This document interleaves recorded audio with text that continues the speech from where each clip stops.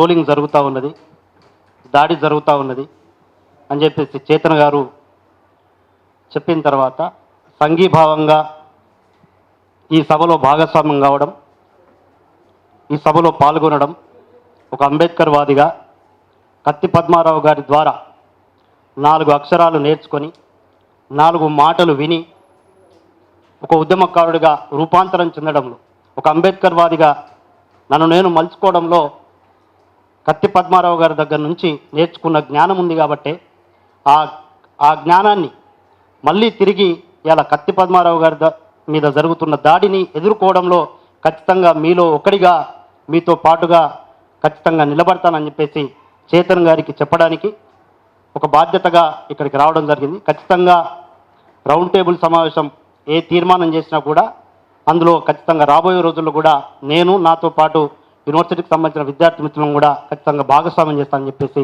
తెలియజేయడానికి ఇక్కడికి రావడం జరిగింది.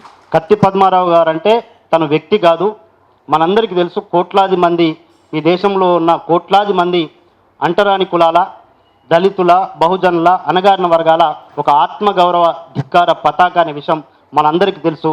తను ఒక లివింగ్ లెజెండ్.